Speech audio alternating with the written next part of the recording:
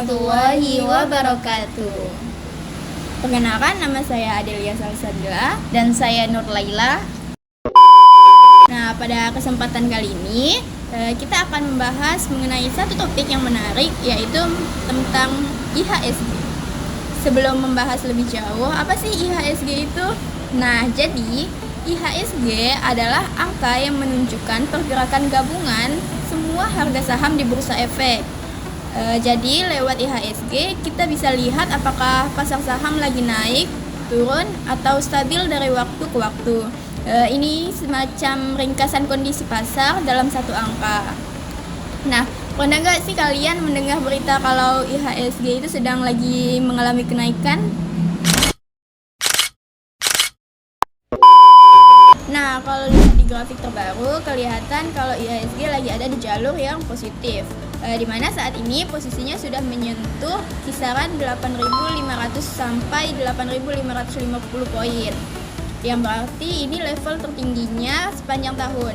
Bahkan dalam beberapa minggu terakhir, IHSG naik cukup signifikan dari sekitar 8.300 poin dan terus merangkak naik, menambah sekitar 200 poin hanya dalam waktu singkat.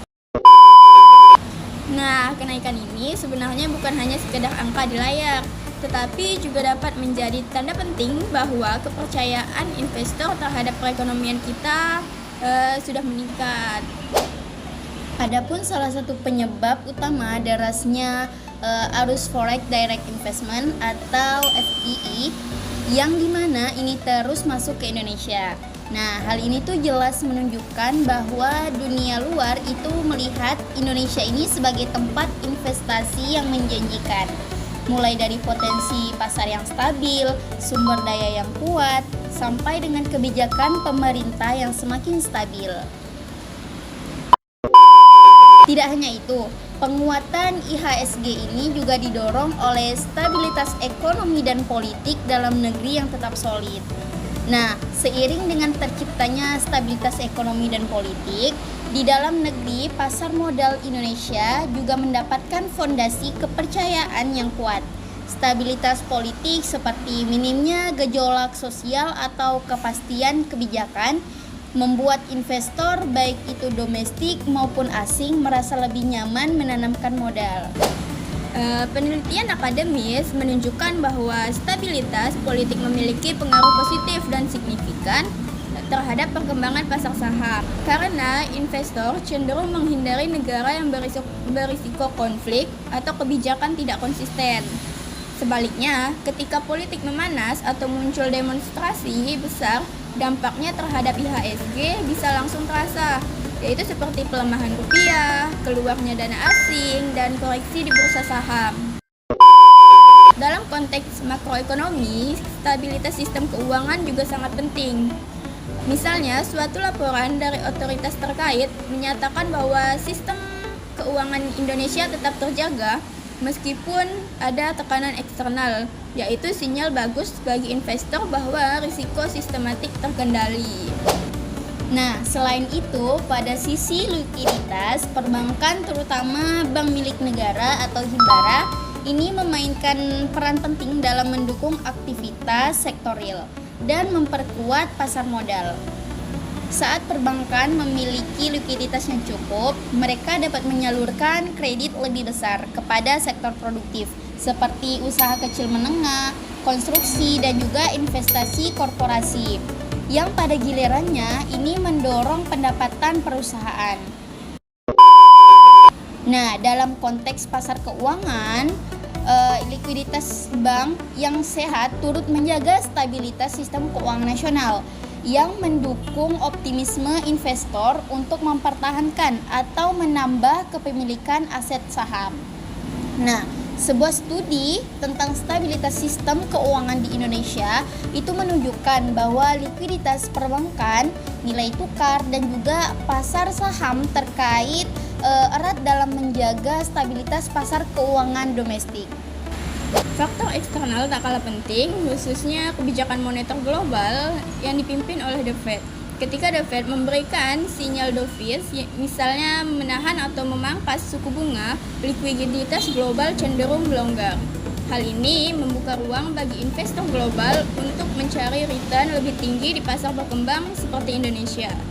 Arus modal asing masuk atau capital inflow pun meningkat, mendorong permintaan saham domestik, memperkuat IHSG, dan membantu apresiasi rupiah.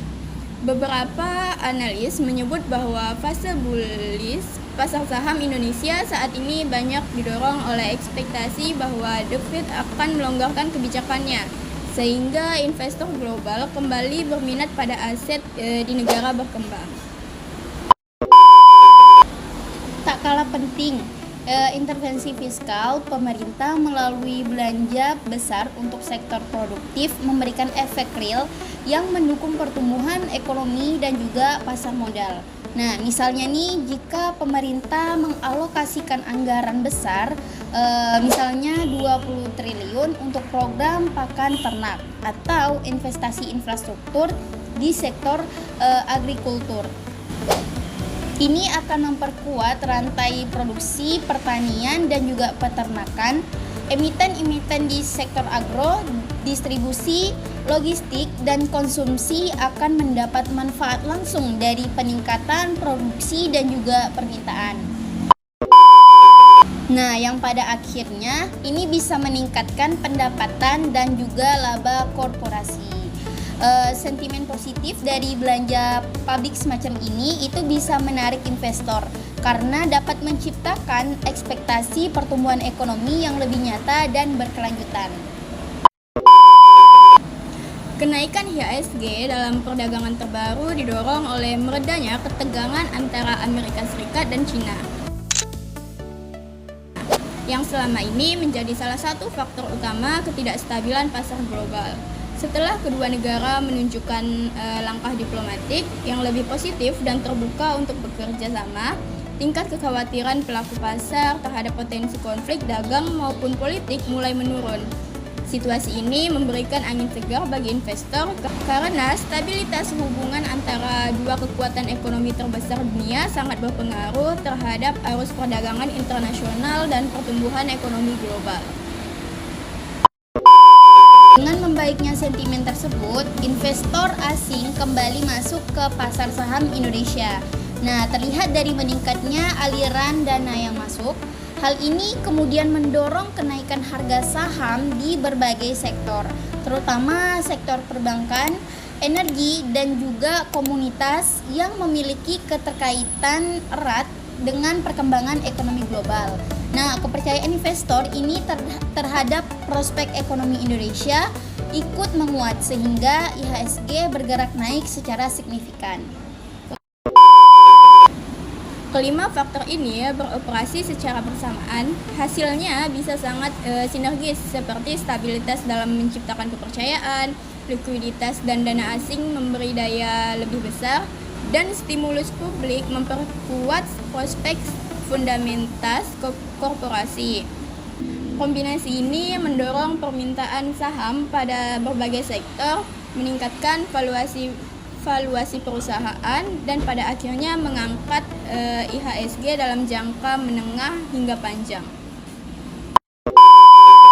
Nah, secara keseluruhan, kenaikan IHSG ini bukanlah fenomena tunggal, tetapi hasil dari kombinasi berbagai faktor yang saling memperkuat.